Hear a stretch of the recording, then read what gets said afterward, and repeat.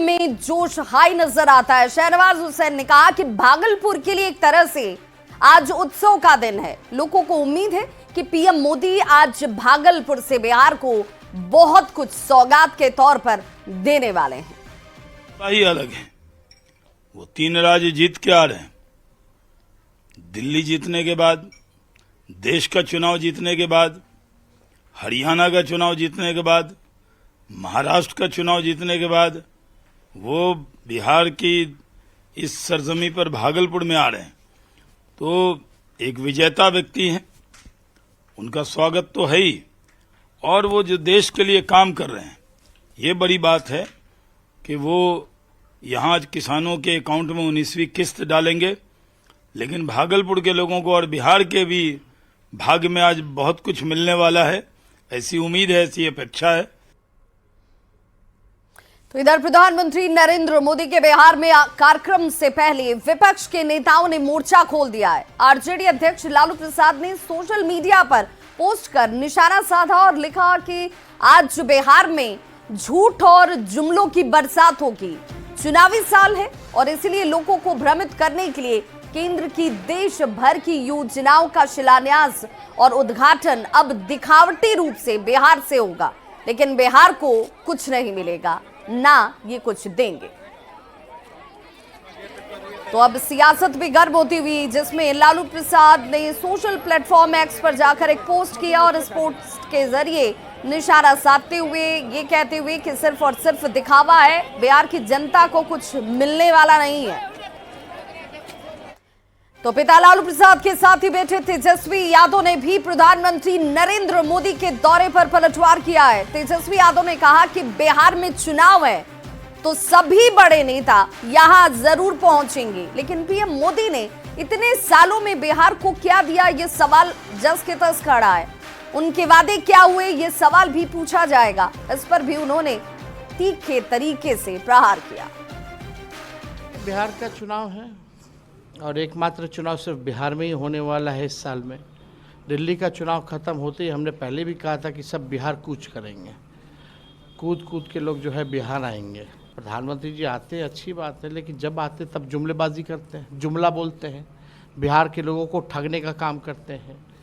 पिछले बार कई बार चुनाव में आए तो चंपारण गए या बिहार में अलग अलग जिलों में जाकर के बोलते थे कि भाई यहाँ का चीनी मिल जो है चालू कर देंगे, यहाँ का जूट मिल जो है वो चालू कर देंगे, अगले बार आएंगे तो चाय यहीं का पिएंगे। क्या हुआ?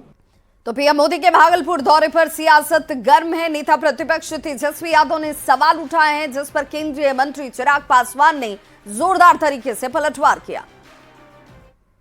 बिहार में इतना समय दे रहे हैं, बिहार की वो इतनी चिंता कर रहे हैं, और जो लोग ये बात बोलते हैं ना कि भैया अभी चुनाव का समय आ रहा है तो प्रधानमंत्री आ रहे हैं, तो पूछिए उनसे कि दरभंगा जब प्रधानमंत्री आए थे तो उस वक्त दिल्ली का चुनाव नहीं था। उसके बावजूद भी प्रधानमंत्री को चिंता थी ना बिहार की।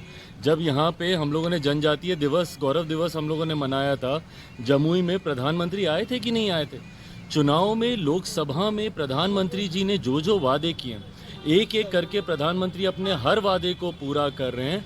और उसी क्रम में लोकसभा का चुनाव समाप्त हुए अभी 7-8 महीने हुए नहीं कि प्रधानमंत्री जी का दरभंगा, जमुई, अभी आज भागलपुर आ रहे हैं। एक के बाद एक दौरा प्रधानमंत्री जी की प्राथमिकताओं को दर्शाता है कि बिहार उनकी प्राथमिकता में है। विकसित बिहार बनाने के संकल्प के साथ प्रधानमंत्री निकले हैं। और इस बार के चुनाव में, विधानसभा के चुनाव में जब पुनः डबल इंजन की सरकार बिहार में बनेगी तो अगले 5 साल बिहार के लिए स्वर्णिम काल के तौर पे साथ। तो प्रधानमंत्री नरेंद्र मोदी के बिहार दौरे को लेकर बेगूसराय के लोगों में भी काफी खुशी है। आज बेगूसराय के लोगों को भी एक बड़ी सौगात मिलने वाली है। प्रधानमंत्री नरेंद्र मोदी 133 करोड़ की लागत से बने सुधा डेयरी प्लांट का उद्घाटन करेंगे। तो देखिए, ये सौगात आज सिर्फ भागलपुर को नहीं मिलेगी, ये सौगात आज सिर्फ देश भर के 9.7 करोड़ किसानों को नहीं मिलेगी, बल्कि बेगूसराय को भी 133 करोड़ की सौगात आज मिलने वाली है प्रधानमंत्री नरेंद्र मोदी की तरफ से।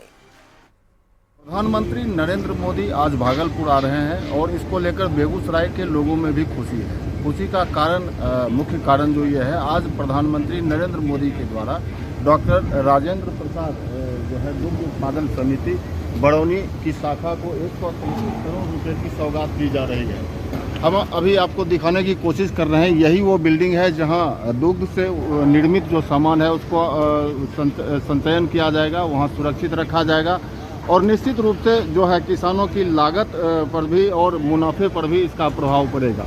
बरौनी डेयरी के जो है अध्यक्ष हमारे साथ हैं, हम इनसे भी जानते हैं। क्या सर, कितनी खुशी है लोगों में और क्या कितना लाभ मिल पाएगा यहाँ के? बहुत ज़्यादा खुशी है और लाभ भी मिल पाएगा और ये प्रधानमंत्री का है, सबका साथ सबका विकास, उसका चरितार्थ हो रहा है और 133 करोड़ ही में है और प्लांट लागत है और परियोजना चल रहा है जो केंद्र सरकार और बिहार सरकार का अहम योगदान है। मुख्य रूप से जो अभी उद्घाटन होना है, इनमें किन किन चीज़ों को संचयन किया जाएगा, संरक्षित किया जाएगा, क्या है?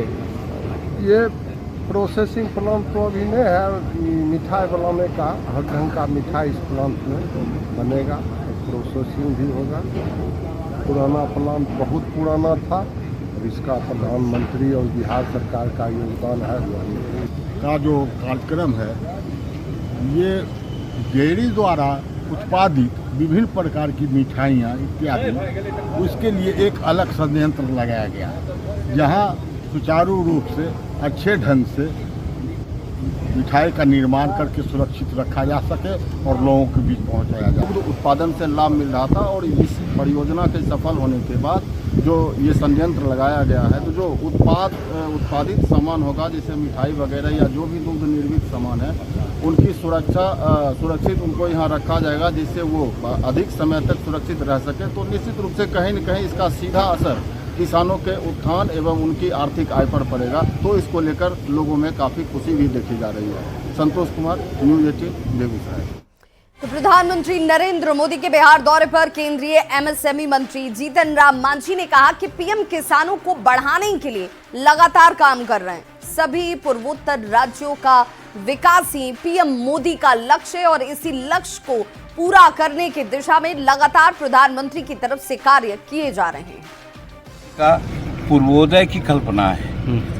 समूचा हिंदुस्तान को 2047 तक विकसित भारत बनाना तो चाहते ही हैं, लेकिन हिंदुस्तान का पूर्वोत्तर हिस्सा जो आज तक पीछे पड़ा हुआ था, जिसमें बिहार भी है, मेघालय है, सिक्किम है, नागालैंड है, असम है, इस सब राज्यों का समुचित विकास का उनके पास कल्पना है। उसी कल्पना को साकार करने के लिए, जिसमें किसान यहाँ का खेती जो 76% लोग डिपेंड करते हैं और आय का सबसे बड़ा और नियोजन का सबसे बड़ा साधन कृषि है, उस चीज़ को प्रमोट करने के लिए यहाँ आ रहे हैं। तो कांग्रेस के बिहार प्रभारी कृष्णा अल्लावरू अपने 3 दिनों के दौरे पर पटना पहुंचे हुए और कृष्णा अल्लावरू ने कहा कि कांग्रेस मजबूत है, संगठन के लोगों के साथ मिलकर चुनाव की रणनीति बनाई जाएगी और इसीलिए ये दौरा अपने आप में महत्वपूर्ण है। तो बिहार कांग्रेस के प्रभारी हैं कृष्णा अल्लावरू और 3 दिन के बिहार दौरे पर एक बार फिर से ये पहुंचे हुए हैं। कांग्रेस का पूरा फोकस इस बार के आगामी विधानसभा चुनाव को लेकर अपने कार्यकर्ताओं को एकजुट करने में। इनके लोग और अलग अलग लोगों से मुलाकात करेंगे और आगे की रणनीति बनाने का प्रोग्राम है। शुक्रिया। आज प्रधानमंत्री भी आ रहे हैं सर बिहार। प्रधानमंत्री आए या जाए, उससे कांग्रेस पार्टी का काम तो रुकेगा नहीं। आगामी विधानसभा चुनाव नजदीक है, कितनी सीटों की तैयारी जो है? कांग्रेस पार्टी मजबूत है और आगे मिलजुल के रणनीति बनाएंगे। रणनीति जब बनाएंगे तब आपसे बता सकूंगा कि क्या है। दिल्ली में जो है कांग्रेस आम आदमी पार्टी से अलग हटकर चुनाव लड़ी, क्या बिहार में भी अलग हटकर चुनाव लड़ने का इरादा है? अभी तो चर्चा चल रही है, लोगों से मिलकर रणनीति बनाएंगे। कितनी सीटों की तैयारी है सर? अभी रणनीति बन रही है। तो देखिए, बिहार कांग्रेस के प्रभारी हैं कृष्णा अल्लावरू और वो पटना पहुंचे हुए हैं। उनके बिहार दौरे पर एक बार फिर से सियासत जो है वो शुरू हो चुकी है और सीधे तौर पर उनकी तरफ से क्या कुछ कहा गया, क्योंकि उन्होंने कहा कि रणनीति बनाई जाएगी और उसके लिए सभी के साथ मिल बैठकर चर्चा करनी होगी। लेकिन उनके इस आगमन से सियासत गर्म है। कांग्रेस पार्टी की बढ़ती गतिविधि को राज्य में देखकर भारतीय जनता पार्टी और जनता दल यूनाइटेड के हाथ पांव फूल जाते हैं। उनको बुखार लग जाता है और वो अनर्गल प्रलाप करने लगते हैं। वो अपनी चिंता छोड़ के कांग्रेस की चिंता ज्यादा करने लगते हैं। वो अपनी चिंता करें। कांग्रेस ने बिहार में 100% सरेंडर कर दिया है राजद को। अब राजद की वैशाखी छोड़ना कांग्रेस के लिए संभव नहीं है और कांग्रेस का हाल तो बहुत बुरा हो गया है, न घर के रहे न घाट के। अब राजद भी उनको दोयम दर्जे के साथ ट्रीट कर रहा है। विगत कई वर्षों से कांग्रेस पार्टी की जो परिस्थिति है बिहार में, वो राष्ट्रीय जनता दल के पिछलग्गू के रूप में ही रही है। हमेशा टिकट के लिए राजद के सामने याचक के रूप में खड़ा रहना पड़ता है, चाहे उपचुनाव हो चाहे मेन चुनाव हो। कांग्रेस पार्टी को राजनीतिक हाशिए पर अगर किसी पार्टी ने धकेला है तो वो राजद ही है। ये बीजेपी वाले हमारे विरोधी एनडीए के लोग परेशान क्यों हो रहे हैं? इंडिया गठबंधन मजबूती से बिहार में चुनाव लड़ेगा। तेजस्वी यादव जी के नेतृत्व में इस बार बिहार में इंडिया गठबंधन की सरकार बनेगी। सभी दल अपना अपना कार्यक्रम चला रहे हैं, इंडिया गठबंधन में एकजुट हैं। तो केंद्र की मोदी और बिहार की नीतीश सरकार ने पूर्वी चंपारण के लोगों को बड़ी सौगात दी है। चंपारण वासियों को सीधे पटना से जोड़ने के लिए 8,660 करोड़ की लागत से NH 139W का निर्माण कराना शुरू कर दिया गया है और जिससे पटना और चंपारण के बीच की दूरी 2 घंटे में पूरी हो पाएगी।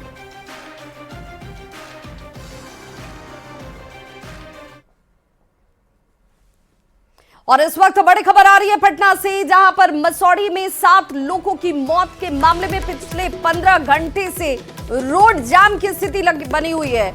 लोग मुआवजे की मांग कर रहे हैं। भारी संख्या में पुलिस के जवानों की मौजूदगी यहां पर है। 2 लोगों के दबे होने की आशंका भी फिलहाल जाहिर की जा रही है। तो इस बुलेटिन में बस इतना ही, लेकिन न्यूज़